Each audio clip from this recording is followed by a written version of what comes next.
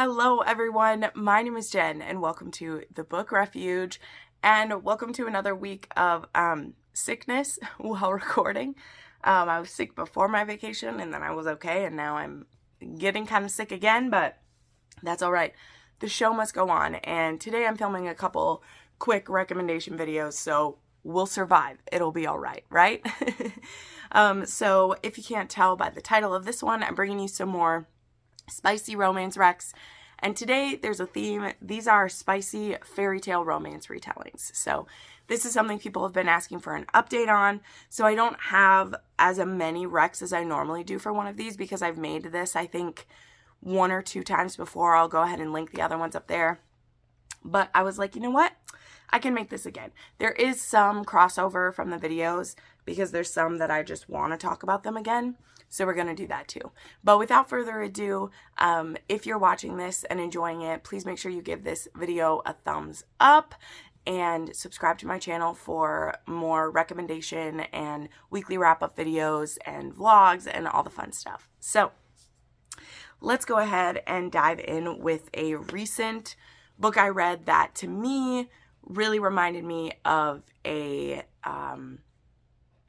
Beauty and the Beast retelling. I don't know if this one was like officially meant to be that, but that's kind of how this one came across to me, and that is going to be Desire in His Blood by Zoe Draven. This is a book that I read in December, and I just love it. I've loved everything I've read by Zoe Draven. She has not let me down, and in this case, we have this like vampire berserker hero who wants revenge against the heroine's father, but she doesn't know that when she gets offered up to him for an arranged marriage because of some debt that her father has gotten into.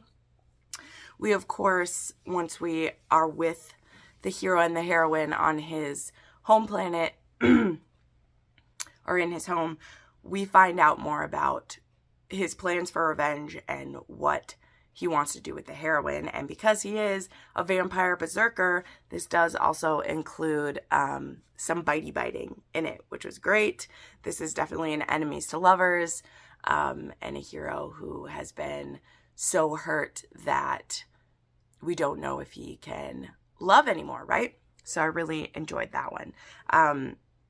I have a couple more Beauty and the Beast retellings as well, so we might as well go through those. I also have, of course, Entreat Me by Grace Draven. I won't talk too much about this one because I talk about it all the time. This is a 6-star book for me.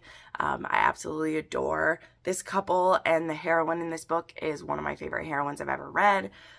She is actually a widow, and her sister runs off with this man named Gavin of Catactor, which is this like magical manor that has a curse on it, and no one is cursed more than the lord of this manor, Ballard. And so when Louvain follows after her sister, because she's like, my sister ain't going to the middle of nowhere without a wedding ring, okay? It ain't happening. She agrees to stay for the winter time so her sister can get to know her possible groom-to-be, but she's going to make sure that nothing hanky-panky happens to her sister. So this is an interesting one just for how the relationship is set up in this one. He's more of a beast because of how he looks and less for his temper type of thing. So yeah, I absolutely adore this book. And then a historical romance that is a Beauty and the Beast retelling is Yours Until Dawn by Teresa Medeiros. And this one actually has a hero who was blinded in war, and he's become a recluse and just stays alone in his castle in his home. And our heroine, Samantha Wickersham, she arrives to be kind of like a caretaker and to kind of get him out of his slump. And there's actually a secret in this book that like blew my mind. Like I was just like, oh my god, what? I did not see it coming like at all, actually. And I just loved it so much. And I need to read more Teresa Medeiros. I keep saying that, but I need to do it. Absolutely love this one. All right, then we have a series by Juliet Cross. This is one of her like lesser known series. It is almost all out in audio now, I think. Her company got it, her small publisher got these put out in audio, so you can listen to these. Would be great. But these ones are a vampire fairy tale series, which is great.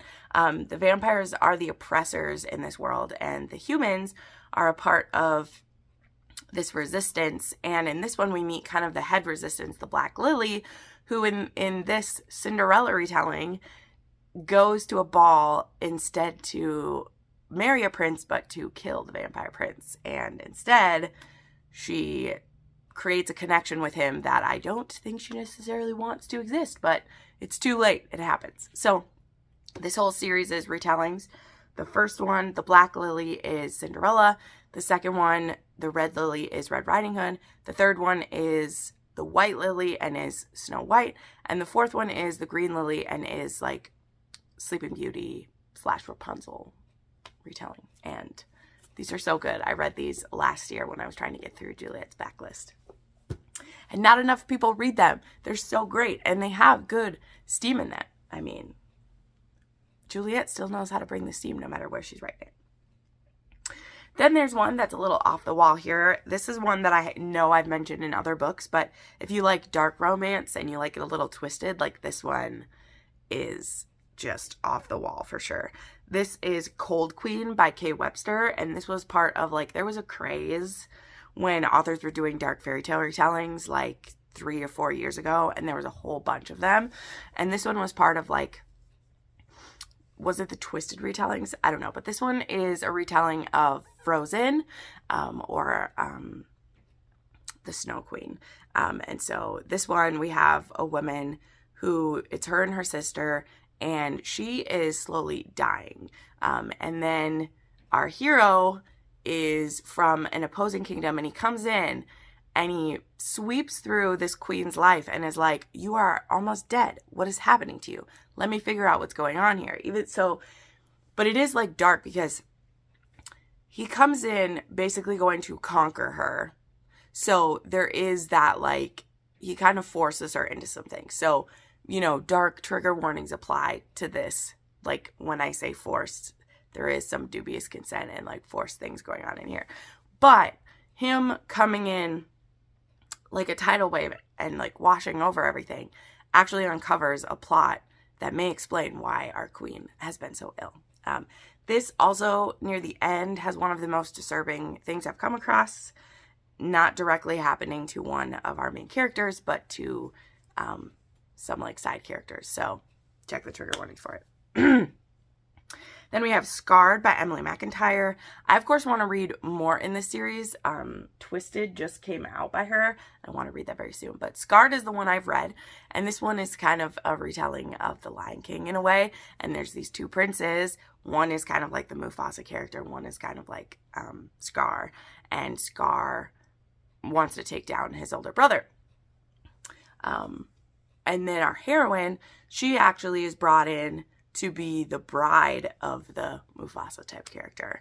And however, her and the Scar character start to have this crazy connection, and maybe they'll just overthrow Mufasa together and be the king and queen of all of this. This one also had a great, like, historical vibe to it. I don't know. To me, when I was reading it, I don't know if she was, like, purposely doing this. It kind of felt like it was set in, like the 1920s or something. I don't know. Again, that was my vibe. It felt very like England in that time. I don't know. You tell me when you read it if you got those vibes too. But, like, that's kind of what I was feeling. Yeah, that's what I was kind of thinking. All right. Then, I got to bring up the queen of retellings, Katie Robert. Of course, I've talked about her wicked villains and other ones. So instead, I'm going to talk about her like Greek retellings that she has. And so one that I don't see recommended as much as, like, the first two in this series is Wicked Beauty. I also did just read Radiant Sin, and both of those are good. So these ones are, like, Greek retellings or twisted stuff. So this one is Cassandra and Apollo, and in this one, Apollo is the spy master for the 13 on Olympus, and Zeus charges him with figuring out what this new like challenger to power is up to. And Cassandra, who is from a family that has been kind of like shamed, and so her and her sister very much have like lived under that shame, but she is a secretary to Apollo, and they both have had this like chemistry with each other, but Apollo would never make a move and make her uncomfortable.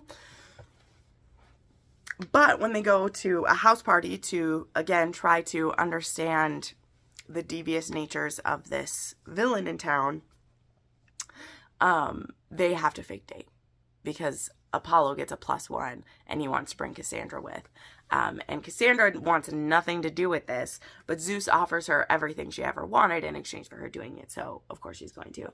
And this is putting them in forced proximity, and there's only one bed. And it also had some elements of, like, Clue going on, which is really cool because at this house party, there are all these, like, twisted house games that are being played that are kind of like an allegory for the bigger political games that are being played. So that was really cool. I skipped right over Wicked Beauty to talk about Radiant Sin. Wicked Beauty is a Helen, Hercules, and Patroclus triad where Helen is competing to become the next Ares. Yes, because in the Olympus, some of the titles are family inherited, and some of them you get them through different things. Either maybe you kill someone to get the role, or maybe you complete a task. And in Wicked Beauty, the task is to compete in kind of these like gladiator or like Hunger Games style things. And Hercules is bringing his longtime like open relationship partner Patroclus with. They're both going in to compete for this, where Patroclus is really just there to kind of back Hercules up. He's not trying to win it so much, but Hercules is, of course, cocky and arrogant, is completely planning to win. And Helen, her brother has plans for her that include like an arranged marriage, and she's like, fuck no, I'm going to be in charge of my own destiny. And the one way that she can like usurp her brother's plans for her is to win this, because he can't stop her from winning it. And if she wins, then she gets this position. So these three all kind of butt up against each other, and we end up in an MMF triad with these ones. And then last but not least, I have some extremely erotic. These are basically all smut completely, but they are retellings kind of a fairy tale. So there you go. We have Beast and Hunter by Jenica Snow. Sadly, she hasn't done more of these because, I don't know, they were completely wacky and over the top. But one thing I really appreciate by Jenica Snow is like all the kinks she throws into her books. Like really, she just throws so many in. And as someone who makes taboo and like oddly specific recs, like her books are very helpful to me when I'm making lists, right? And for people getting to check out kinks that they didn't know that they liked or not, right?